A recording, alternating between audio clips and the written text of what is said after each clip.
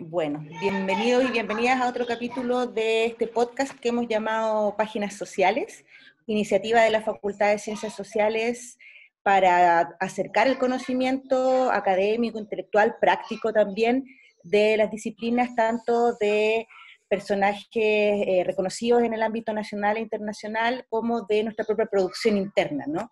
Hoy día, en ese sentido, tengo el orgullo y la tranquilidad y la felicidad de encontrarme con dos profesionales de la Facultad de Ciencias Sociales de la Universidad de las Américas. Me refiero a Diana Cornejo y a Julián Reyes. Diana, en primer lugar, es directora del Centro de Estudios Interdisciplinarios de Infancia y Espacialidades de la universidad, es secretaria académica de la Escuela de Psicología también de esta facultad, psicóloga y magíster en psicología con mención en psicología clínica, con formación en intervención en crisis y psicoterapia narrativa infanto-juvenil. Sus líneas de trabajo se enmarcan en docencia universitaria y en el ámbito de la psicología clínica infanto-juvenil. Muchas gracias, Diana, bienvenida. Gracias. Y, bueno, Julián Reyes Bahamondes es director del Centro de Estudios Interdisciplinarios de Infancia y Espacialidades, CEIES, de esta universidad. Es también el coordinador del Plan Común y coordinador del Programa de Intervención Comunitaria en las carreras de la Facultad de Ciencias Sociales de esta universidad, trabajador social, magíster en psicología, con mención en psicología social, con formación en metodologías de investigación e intervención social, derechos humanos y políticas públicas para la infancia en América Latina y el Caribe. Sus líneas de trabajo se enmarcan en intervención social en población infanto-juvenil, docencia en educación superior e infancia y espacialidad. Bienvenido, Julián. Muchas gracias. Si se fijan, entonces, el mínimo común denominador de ambos invitados es la infancia, ¿no? Ambos son directores de este centro, el Centro de Estudios Interdisciplinarios de Infancia y Espacialidades, que aprovecho de mostrarles, tienen una publicación llamada Diálogos en torno a la infancia y la espacialidad, que está en la página web de nuestra facultad. Si pinchan utla.cl, Facultad de Ciencias Sociales, Publicaciones, se van a encontrar con este muy interesante trabajo que reúne distintas investigaciones y trabajos que se han hecho en torno a estos dos temas tan a lo mejor polémicos o desafiantes como es la infancia y la espacialidad. Cuando invitamos a Julián y a Diana a esta entrevista, sugirieron como título de este espacio, hashtag Quédate en casa, un llamado que no es nuevo para la infancia, y es de esto que vamos a hablar un poco el día de hoy. Para iniciar en esa conversación, de todas formas quisiera que a lo mejor nos contaran un poquito cómo surge el centro, cuál es la perspectiva de infancia y espacialidad que tienen como centro, que nos hablen un poquito de su equipo de investigadores, las investigaciones y publicaciones que han hecho, después contarme un poco al final tal vez la investigación que viene, ¿no? o que están en este momento desarrollando. Cuéntenos de dónde sale esta idea de infancia, espacialidad. Esto es como el disparo usted, disparo yo. Sí. Adelante, estudio. Adelante, estudio. A ver, partir diciendo que este proyecto, o este centro, en el fondo, su idea comienza ya hace unos años atrás, sin embargo, ya se materializa en el segundo semestre del año pasado. Pero surge a partir de diversas inquietudes de tanto Diana, mía y del equipo que conformamos, que ya les vamos a presentar quiénes son también, que conformamos este centro. E inquietudes en distintas líneas que, si bien uno podría decir que raro en el fondo estas dos dinámicas, y eso es lo que en el fondo también queremos como aportar de la novedad de conjugar estas dos nociones de infancia y espacialidad, tiene mucha más relación de la que uno podría imaginarse, y precisamente también este mismo contexto de pandemia creo que lo hace aún más evidente. Por eso también agradecemos la invitación y a poder compartir algunas nociones y algunos elementos que creemos que es bueno para poder motivar a la reflexión. Exacto. Bueno, el centro, en términos como generales, como a partir de esta inquietud que decía Julián, se plantea un poco la idea de trabajar o impulsar en la movilización de la agencia social de los niños y niñas en relación a su producción espacial. Y en ese marco lo que pensamos un poco fue armar un proyecto que nos permitiera no solamente desarrollar investigación, que si bien obviamente es como la base de este proyecto, que es un centro de estudios que está anclado dentro de la dirección de investigación, para nosotros como equipo es importante pensar que la investigación no puede quedarse o no debiese quedar solamente en las formas tradicionales, académicas, que está, cuyo objetivo sea la publicación de artículos, que quede dentro de una comunidad académica y científica tradicional, sino que el poder también buscar otras formas de que esa investigación y esa generación de conocimientos interdisciplinarios impacte a las personas, se acerque a las distintas áreas y a las distintas comunidades y países para poder generar algunos espacios de transformación. Y por eso entonces que nuestros objetivos y nuestro centro no solamente tiene un área de investigación, sino que también un espacio de formación, ¿ya? Y una tercera línea de intervención que tiene dos subáreas, un ámbito de intervención social y un ámbito de intervención o de creación artística. ¿Ya? Para nosotros, además de la infancia y la espacialidad, un elemento que es transversal y que es un poco el sello, de alguna manera, identitario de nuestro equipo, tiene que ver con un componente estético, del poder hacer del arte, del color, algo que nos permita generar estos cambios y este impacto también en la comunidad. No solo pensando en que somos un centro que, como tú decías, Paola, al principio, tiene como eje la infancia, o sea, no tiene que ver con que usemos colores primarios en nuestras creaciones porque se asocian a los niños, sino que tiene que ver con una visión y un análisis de lo estético como parte de la creación de conocimiento y la intervención que para nosotros al menos es central. Sí, entonces, respecto de lo que dice Diana, hemos, no solamente, como lo dijimos, no solamente somos dos personas, sino que somos un grupo bien potente. Es importante en el fondo sentirse a gusto trabajando con colegas, si es que colegas, amigos, cercanos. Podemos mencionar que está Nicolás Celis, está Natalia Torres, Luis Valdés, Mauricio Nilo, como parte del equipo, cada uno con distintos roles. Y junto con ello también tenemos colaboraciones de otros investigadores como Rainier Hernández, Francisca Cifuentes, Marcelo Acuña, entre otros, quienes van participando y vamos elaborando en conjunto acciones específicas en la medida que se van dando con el tiempo. Lo que quiero decir con esto también es que no solamente es un grupo cerrado, y aquí inmediatamente extender la invitación a todos aquellos investigadores o interesados en querer producir conocimiento y también, como dice Diana, poder generar acciones de la línea de formación y de intervención. Las puertas son abiertas en el fondo para que podamos intercambiar ideas, reflexiones e inquietudes para ir contribuyendo en ambas líneas. También están las puertas abiertas para los estudiantes, con quienes también hemos ido desarrollando algunas acciones de apoyo, ya sea teórico, metodológico en sus respectivas tesis, etc. De a poquito hemos ido creciendo como proyecto. Y solamente mencionar, tenemos distintos, ahí yo le pediría a Diana que después comente un poquito de la experiencia, que es una patita que tenemos con otra facultad, pero por el lado directamente de la infancia y la espacialidad, entre otros estudios, algunos en camino y otros ya elaborados. Uno de ellos, por ejemplo, tiene que ver con un trabajo etnográfico, una etnografía crítica respecto de la producción de espacialidad de niños y niñas en un edificio de la comuna de Estación Central, los mal llamados guetos verticales. Pues bien, ahí desarrollamos un estudio que es el que nos ha permitido exponer tanto en Oregon el año pasado, y la invitación que teníamos para este año, pero que por la pandemia se va a aplazar para el próximo año, en Inglaterra, poder presentar este tipo de iniciativas. Además de la publicación que mostraste tú, Paola, en el inicio de esta conversación. Sí. Bueno, qué interesante. De hecho, dijiste guetos verticales, dijiste los mal llamados guetos verticales, y ya inmediatamente me dieron muchas ganas como de orientar para allá la conversa. No va a ser el caso, pero eso implica que vamos a tener otra instancia con seguridad para conversar, porque parece que hay harta producción de conocimiento en este espacio. Entonces, bueno, les cuento un poquito también de algunos otros proyectos y procesos de investigación que hemos realizado.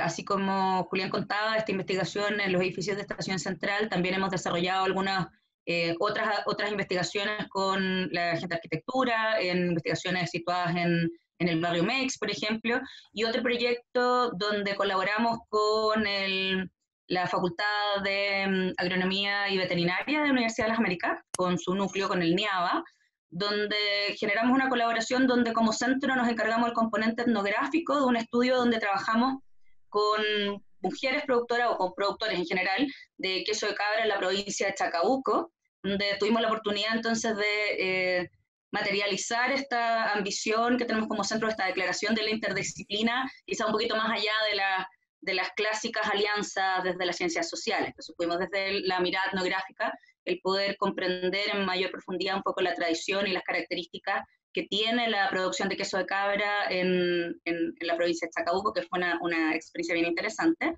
Y eso sumado también a nivel ya más externo de la universidad, a que como centro somos parte de la red internacional de etnografía con niños, niñas y jóvenes, con la RIEN, que nos ha permitido también el generar ahí espacios de colaboración y de participación con otros investigadores en esta misma línea. Sí.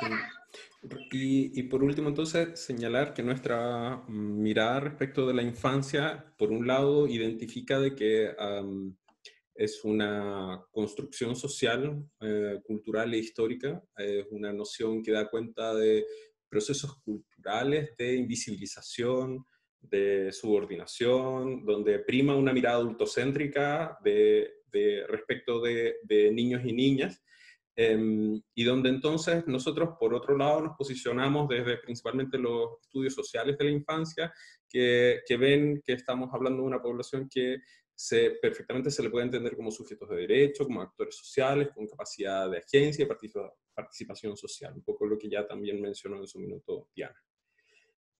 Y respecto ya de la espacialidad, es importante señalar de que no la entendemos como un espacio vacío, inerte, que espera ser llenado por una materialidad, sino más bien como resulta de una acción social. O sea, en otras palabras, en simple, se puede entender como desde distintas dimensiones, pero que cada una están relacionadas integralmente, y desde ahí uno podría identificar que efectivamente el espacio tiene una dimensión física, una dimensión concreta, medible, en fin, una dimensión material.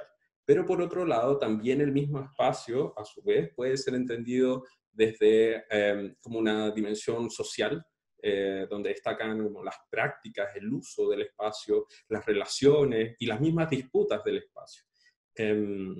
Y finalmente también uno puede llegar y entender que la espacialidad tiene que ver con una dimensión que podríamos llamarla como una dimensión mental, una dimensión de representaciones y de significaciones con un espacio, donde ahí aparece toda la subjetividad y las distintas interpretaciones y entendimientos y sentidos que se le puede otorgar a un mismo lugar. Entonces, esas tres dimensiones que actúan en forma interrelacionada, no es que las entendamos de manera separada, pero se presentan separadas para distinguir énfasis, da cuenta de como la integralidad desde donde trabajamos respecto de esta otra noción. Entremos de lleno a lo que es el tema que nos convoca y este sugerente título que nos propusieron. El contexto de pandemia que vivimos actualmente pone el foco, entre otros aspectos, en el distanciamiento social. En torno a ello han aparecido un sinnúmero de tips con recomendaciones para sobrellevar, y eso es bien interesante, sobrellevar a niños y niñas en contextos de encierro, en un tono que, en primer lugar, pareciera poner el acento en el padecer adulto en torno a esta situación más que en la infancia, pero que en segundo lugar coloca el encierro infantil como una situación excepcional, algo que ustedes como centro vienen poniendo en entredicho desde sus investigaciones y expertise profesional. Hablemos en primer lugar un poco de ello. ¿Cuál es el contexto previo al COVID-19 que como centro y equipo de investigadores habían ya diagnosticado en torno al encierro en la infancia? ¿Cómo se ha presentado el espacio público, la ciudad, a niños y niñas, y cuál es el lugar que se les ha puesto históricamente? Sí, a ver si me permites como señalar muy brevemente, y no lo decimos nosotros, en el fondo, simplemente tomamos la palabra de distintos estudios, sobre todo situados desde el urbanismo, la arquitectura, la geografía, quienes han trabajado mucho más la idea de configuración de ciudad, en el fondo, ya hace décadas. Y desde ahí, desde miradas más críticas al respecto, se podrá señalar de que, en pocas palabras, la ciudad ha sido construida dándole la espalda a los propios ciudadanos quienes habitamos la ciudad. Estamos pensando en una ciudad que nos es ajena en el fondo. Y no solo eso, no solamente una ciudad que es ajena y que tiende como por un lado a expulsar a los sujetos de su propio entorno y a confinarlos en un espacio, y entre ellos está por cierto, la infancia, sino también una ciudad que genera miedo. Ahí siempre me acuerdo una expresión de Tonucci cuando decía, cuando éramos niños, le teníamos miedo al bosque y hoy en día ya tanto niños como adultos le tenemos miedo a la ciudad, a poder transitar en ella. Entonces, estamos hablando por un lado, en ese contexto que conlleva dinámicas que enfatizan sensaciones ya hablando en específico de la infancia, sensaciones de riesgo, de peligro que genera la ciudad como entorno para poder transitar. Por un lado, entonces, podríamos pensar en que priman en dinámicas o sensaciones de inseguridad, de riesgo, de que al niño al cruzar la calle le pueda ocurrir algo, de que lo puedan asaltar, que puedan abusar. No quiero decir que no vaya a ocurrir. Sin embargo, pareciera ser que está muy, muy instalado y muy exacerbada esa sensación de temor, de riesgo, que motiva en muchos casos la hipervigilancia del mundo adulto respecto de los niños y niñas.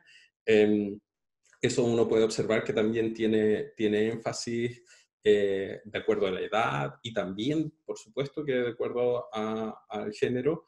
Y eso, entonces estamos pensando un entorno que no es muy amigable y que entonces nos lleva a encerrar, a entender la infancia encerrada en espacios espacios confinados en el fondo. Hay quienes hablarán de que la infancia habita en una socialización burbuja, en una vida intramuros, que no es más que entenderla, como les decía, en un entorno básicamente de miedo, de temor, a que sea expuesta, a que se vea con algún tipo de peligro en el fondo. Ahora, esta situación, si bien obviamente, como dice Julián, tiene que ver con la construcción de la ciudad actual, es algo que tiene también un componente histórico. O sea, la infancia o los niños han sido históricamente invisibilizados por una parte, donde se ha priorizado la necesidad adulta o lo que los adultos creen determinar como lo necesario para la protección y el desarrollo de los niños. Y también una concepción del niño como sostenido dentro de la familia, o sea, normalmente encerrado bajo la custodia del adulto, o ya en un espacio más actual, en el espacio escolar. ¿Ya? Desde ahí entonces el espacio público no es concebido como un lugar para el tránsito de los niños. ¿Ya? En general, hemos construido una sociedad donde los niños quedan efectivamente al alero de los adultos, lo que no quiere decir que eso sea incorrecto, sino que el problema está en que efectivamente los adultos asumimos que lo que nosotros pensamos y creemos es realmente lo que el niño entiende y necesita. ¿Ya? Y desde ahí, desde lo cotidiano, podemos ver pequeños elementos que nos muestran el cómo la ciudad, si bien contiene algunos elementos destinados para los niños, no los ve. Por ejemplo, tomando la publicación que tú mencionabas al inicio, en uno de sus capítulos se da como ejemplo el tiempo que dura la luz verde peatonal de los semáforos, que está pensado para el largo de las piernas de un adulto que le permita cruzar de una calle a la otra. Un niño pequeño debe correr para seguir el ritmo del adulto que lo acompaña para poder cruzar seguro al otro lado de la calle. Entonces son pequeños elementos desde el cotidiano que nos van demostrando que esta invisibilización de la infancia y esta subordinación de la infancia al mundo adulto son permanentes desde la historia hasta el momento actual. Por lo tanto, hay antecedentes a una situación que ahora estamos viviendo que en cierta medida exacerba, ¿no?, este contexto particular, esta situación. hemos escuchado muchas recomendaciones en ese sentido, lo planteaba anteriormente, sobre el tratamiento a la infancia. Nuevamente, con cierta como sorna planteo la palabra tratamiento. Y muchas veces suena como si esta etapa de su vida fuera una enfermedad para la normalidad, que ya está bien trastocada producto del COVID, ¿no? Por otro lado, muchas de estas recomendaciones de uso del tiempo están construidas sobre contextos espaciales bastante ideales, en casas con grandes jardines, con acceso ilimitado a la tecnología y acompañamiento parental de tiempo completo. ¿Cómo ven ustedes estos constructos de los medios? ¿Qué otras realidades, tal vez disímiles a estas, podemos encontrar y qué complejidades implican para la infancia en este escenario? Sí. Ahí podríamos decir, claro, es difícil dar recomendaciones que puedan ser acordes a un amplio espectro de escenarios, como bien señalas tú. Y es de ahí que quedan, al homogeneizar, quedan en un plano idealizado, como bien lo mencionas. Sin embargo, por mencionar uno que otro ejemplo, basta pensar y aquí, si algunos colegas que trabajan en la red de Sename van a poder tener mayor propiedad para en la actualidad poder hablar al respecto, pero solamente quisiera como mencionarlo, en el fondo. Los mismos programas de Sename, tanto en su régimen cerrado o ambulatorio, nos da cuenta entonces de una población que está siendo que está siendo intervenida, otros dirán que está siendo monitoreada, otros dirán, en fin, que está, pero finalmente está en espacios que son distintos a esa idealización discursiva que uno esperaría. Vuelvo a decir, podríamos imaginar espacios cerrados, cuyo objetivo, básicamente desde la política, tiene que ver con la protección o en otros casos con la responsabilización, con su propia responsabilización, si es que está asociado a temas de infracción de ley, en fin, no quiero profundizar en ese ámbito, solamente señalarlos como escenarios que escapan a la regla, escenarios que no son menores, donde hemos visto grandes volúmenes de niños que están en esos lugares, y que tienen otras características, en el fondo, que tienen los escenarios, en el fondo, tienen otras dinámicas y que muchas veces también se ve aumentada y amplificada esta invitación a cuidarse por el coronavirus, pero también nos lleva al límite respecto de este cotidiano en un espacio encerrado y donde al final lo que nos hace pensar es que la invitación al estar encerrados, confinados para protegernos por temas de contagio, también nos pone a prueba de que es una ciudad, vuelvo a decirlo, o son entornos que no han sido diseñados como tal. Y desde ahí también que nos lleva, como les decía, a este límite.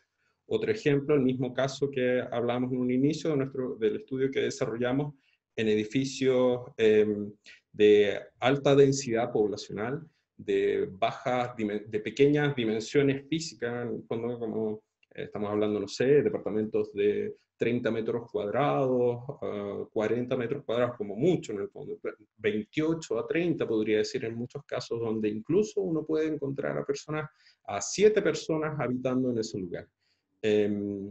Y por diversas razones, en el fondo. No quiero en ningún caso entrar a responsabilizar a las personas que habitan en esos lugares, sino más bien a preguntarnos respecto del tipo de conformación de habitabilidad que se ha estado diseñando en los últimos años. Y entonces hablamos, como les decía, de departamentos de esas dimensiones, con harta gente viviendo en esos lugares, que son lugares de bajo costo, al contrario, son incluso tendientes a clase media, en estructuras que contienen ya sea 500, 1000 personas. Imagínense compartiendo un ascensor en edificios de 20, 30, incluso hasta 40 pisos.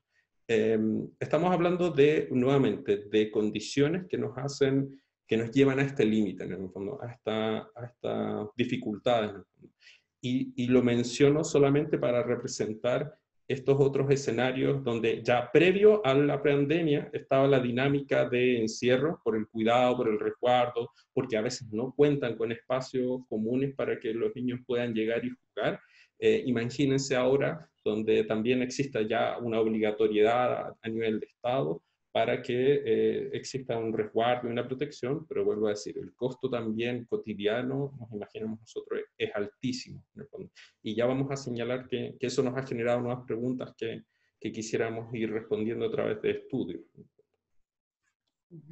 Agregar que esta como discurso predominante en los medios que homogeneiza la realidad o idealiza, ¿cierto?, en este espacio, no solo del jardín y los patios, sino que también esta presión mediática que ha existido de hacer un uso productivo de la pandemia, del hacer manualidades, del cumplir con las obligatoriedades que está imponiendo esta teleeducación. O sea, no nos olvidemos que no solamente los adultos están ejerciendo, los que pueden, teletrabajo, sino que también se está imponiendo una teleeducación a los niños y a los adolescentes, asumiendo que la globalidad de la población nacional cuenta con las condiciones físicas y materiales para poder desarrollarlo.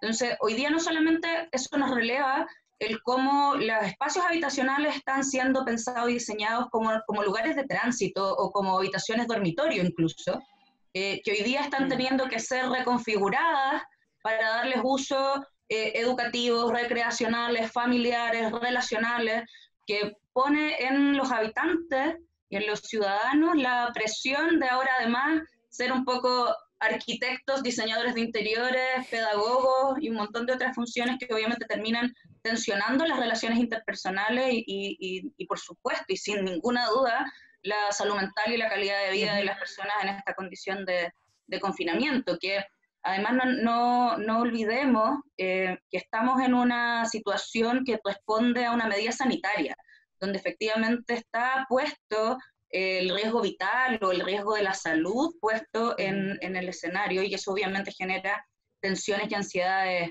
adicionales, pero que efectivamente desde nuestra visión lo que está haciendo es mostrar hoy día nuevamente una inequidad transversal en la construcción de ciudad de nuestro país, donde la disponibilidad de metros cuadrados por persona y la usabilidad de esos espacios se ha constituido también en un privilegio. ¿Ya? No todos tienen un espacio para poder tener privacidad, para poder estudiar o trabajar, y esa disputa cotidiana del espacio es algo que muchas de las personas de nuestro país, y por qué no decirlo de Latinoamérica también, es su cotidiano. Hoy día lo que ha ocurrido es que hay más personas sometidas a esa misma tensión de disputar en el cotidiano los espacios y tener que ceder sus propias necesidades o sus propias ideas y negociarlas con quienes conviven en ese mismo espacio y aumentar las horas, muchas veces de convivencia con los integrantes del mismo grupo familiar. Pero esa es la realidad que viven en el cotidiano, extra pandemia y previa a la pandemia, muchos de los chilenos en muchas de las comunas y localidades de nuestro país. Sí, si me permite solo adicionar entonces, como reforzando lo que dice Diana. Este es un escenario que nos sobrepasa a todos, ¿no? Y desde aquí también cuando discutimos con Diana el hecho de poder participar en esta instancia, en ningún caso venimos a dar ningún tipo de respuesta o de ideas nuevas de las que ya se han dado. Aplaudimos cada una de las iniciativas que de una u otra manera, apelando al arte, a la manualidad, a la creatividad, en distintas líneas, puedan darnos luces de cómo sobrellevar este escenario que es de alta complejidad.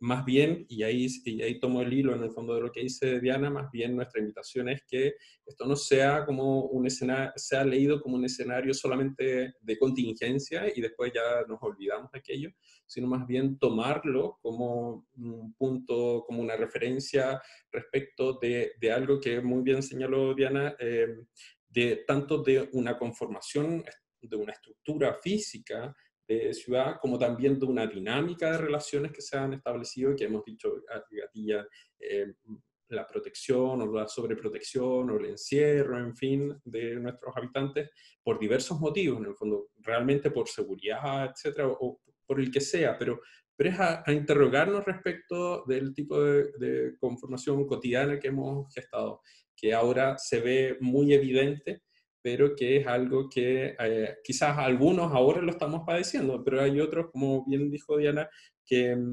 que es su estilo de vida, en el fondo, y realmente no es el estilo de vida que quisiéramos invitar a que todos los chilenos y gente de Latinoamérica pudiéramos tener en el fondo. Porque finalmente se transforman como bien decías tú, en ejemplos de desigualdad, que es donde nosotros queremos ahí abordar y enfatizar. En el fondo. Claro, en cierta medida la caricaturización que uno ve de repente en los medios de este quédate en casa tan ideal, a lo mejor no permite ver esa radicalidad, ¿no? De la desigualdad que se está dando en este momento y que recojan el guante como centro para efectivamente poder ocupar esto como un punto inicial de algo que va a seguir después de la pandemia y que se va a seguir mostrando después de la pandemia. Creo que es bien tranquilizador en torno a justamente cómo se ha ido construyendo este ideario de quédate en casa, que creo que no toma estos temas que ustedes están planteando. Estaba pensando en el lanzamiento del centro, que fue en noviembre pasado, hace un par de meses, se nos invitó a revisitar nuestras experiencias y anhelos de infancia. Incluso me acuerdo que el cierre de este súper exitoso evento constó de un sinnúmero de golosinas y otras evocaciones propias de nuestra etapa infantil. En mi caso, las pastillas media hora me alucinaron. Y efectivamente era una invitación que, como decía Diana en la presentación un poco del centro, en la primera pregunta, lo que invitaba era no solo hablar desde la teoría, sino que también desde el arte y desde otras disciplinas de esta dualidad, infancia y espacialidad. ¿Qué nos dice para ustedes la teoría y el arte, entre otras disciplinas, sobre lugares, experiencias o creaciones para o de niños y niñas? Ahí quizás podríamos mencionar una de muchas, en el fondo, pero hay una que es bien, bueno, todas son interesantes siempre, pero hay una que quisiéramos compartir, sobre todo de Rasmussen, quien nos cuenta, nos habla de los que podrían ser como los llamados lugares para niños y los lugares de niños, en el fondo. De alguna manera, los lugares... ahí tuvimos como un terremoto, estuvo bonito. Me gustó ese movimiento. Lo que decíamos de los lugares para niños, entre otras palabras, es una manera de entender que hay espacios que el mundo adulto diseña con sus mejores intenciones probablemente, sin duda, pero los diseña para los niños en el fondo. Ya sea el configurar que a lo mejor ya hoy en día la calle ya es el lugar para el tránsito de vehículos, no es el lugar donde uno podría poner, qué sé yo, las piedras, la ropa para jugar una pichanga, en fin, y donde no habían fronteras, etcétera. Ya eso ya cada vez es menos, se observa en menor medida, y entonces el mundo ya más tecnocrático va determinando qué lugares son para el uso de la infancia. Entonces, en este caso ya no sería ni la calle, ni la vereda, sino más bien tiene que ser la plaza. Y la plaza cuenta con una serie de juegos donde, o sea, la plaza tiene tales dimensiones, pero está estos juegos que esos son para los... En realidad, y si uno lo ve, además, ni siquiera son para niños, por las dimensiones son a veces juegos para jóvenes, para adultos, en el fondo, y vuelvo a decir, por sus propias dimensiones, entre otras características. Pero bueno, uno pensaría, ahí uno esperaría que los niños pudieran estar. Entonces son lugares, vuelvo a decir, que el mundo adulto piensa, diseña para los niños. Tanto en una plaza, dentro de un colegio, dentro de un jardín, la misma casa también. Uno determina ya aquí en este lugar, dentro de nuestras posibilidades probablemente en el hogar, aquí es donde van a estar tus juguetes y donde tú vas a poder jugar y otros espacios. Pues bien, eso obviamente los niños en general y uno mismo puede apelar a su propia historia de vida, su propia experiencia de infancia, uno lo pasa por alto muchas veces o lo supera y desde ahí uno podría pensar en la existencia de los lugares de niños, que es lo que dice este autor, que son los lugares donde tienen una significación especial para cada uno de los niños, que su significación dura lo que dura la memoria colectiva o la memoria individual de una persona. No son para estandarizarlos, son espacios de significación subjetiva.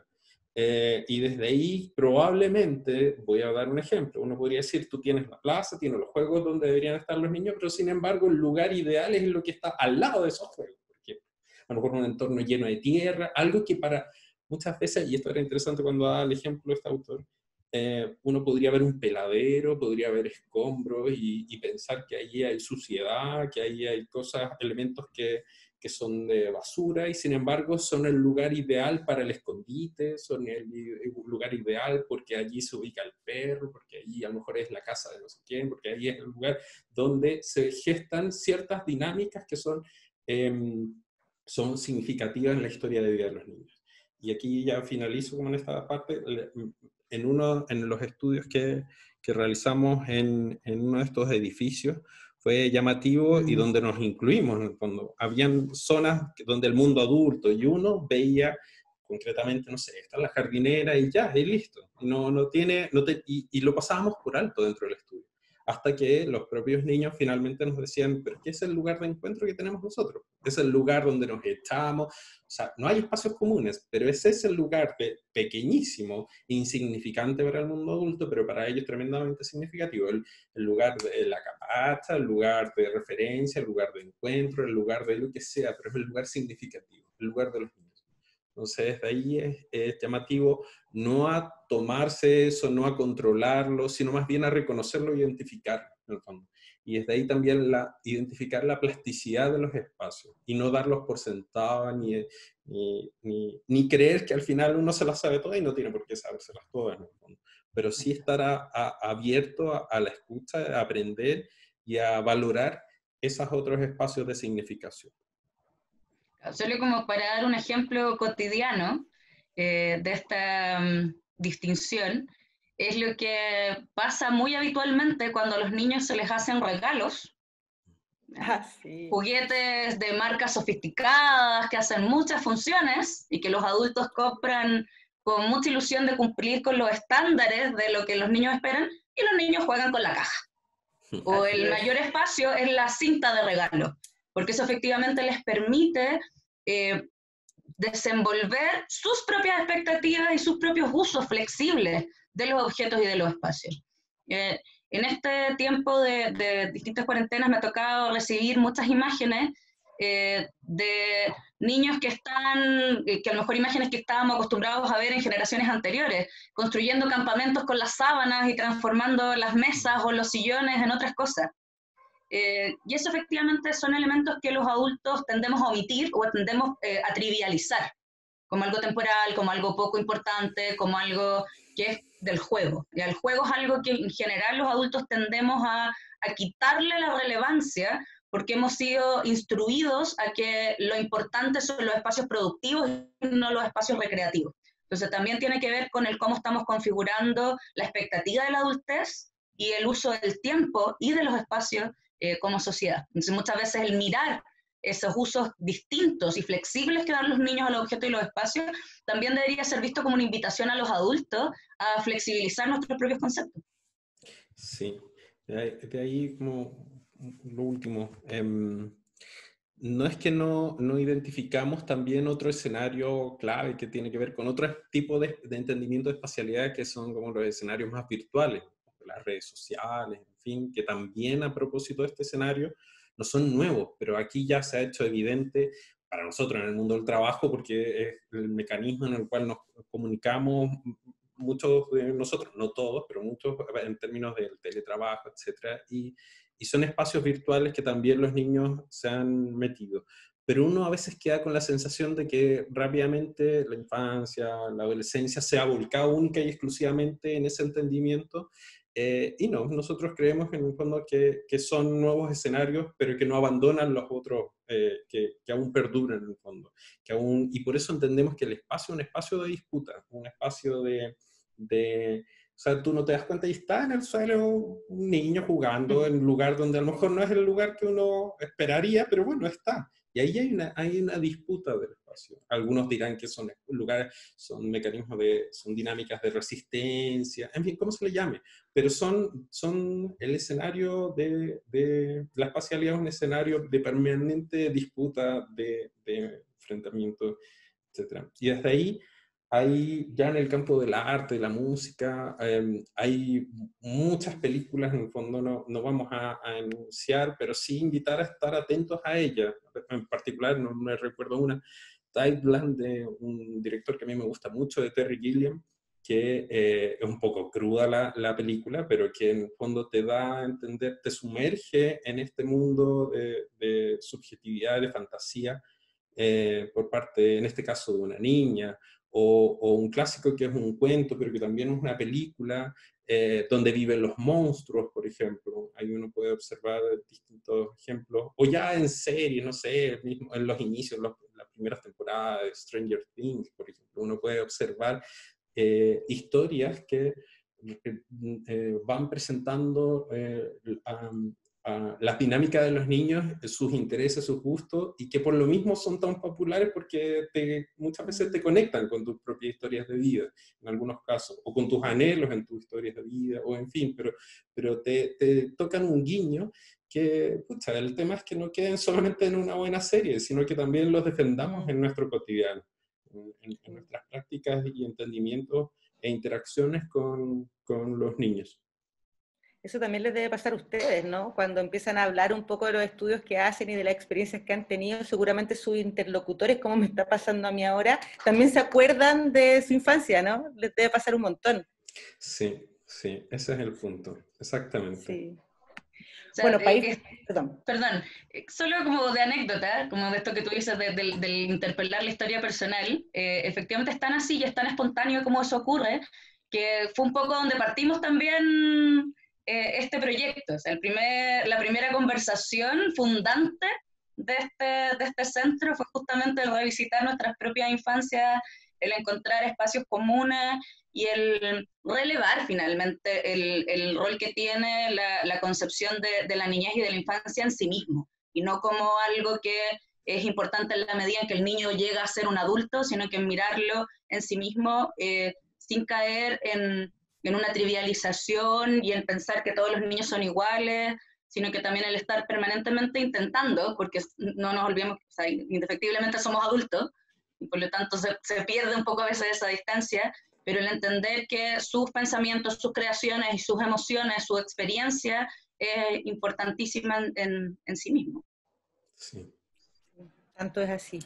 Bueno, para ir cerrando un poco este espacio, que les agradezco mucho hayan tenido la oportunidad y la deferencia de compartir con nosotros, quisiéramos que nos contaran un poquito, el que entendemos es un estudio que están realizando ahora a propósito de este escenario de pandemia COVID-19. ¿De qué se trata? Bueno, técnicamente no lo hemos iniciado aún, está todavía en su fase de aprobación y de configurar el equipo final con el cual vamos a lanzar el proyecto. Nos pareció un poco, tomando más o menos los temas que hemos hablado hasta ahora, y entendiendo que esta pandemia, por este virus en particular, es hoy día un fenómeno global que está llenando la experiencia de vida transversalmente, y que como fenómeno histórico también es importante el poder detenerse a generar conocimiento y investigación a partir de ahí. Como equipo hemos generado un proyecto donde a través de la investigación cualitativa virtual, atendiendo a que el acceso y la contactabilidad está en estas plataformas, en redes sociales, en videoconferencias como la que estamos sosteniendo hoy día, el poder rescatar y relevar la experiencia de los niños y de los adolescentes en este distanciamiento social, cuarentena voluntaria, cuarentena obligada, pongamos la categoría que sea la experiencia de cada uno, y el poder conocer desde ellos y con ellos el qué ha sido lo relevante de este proceso.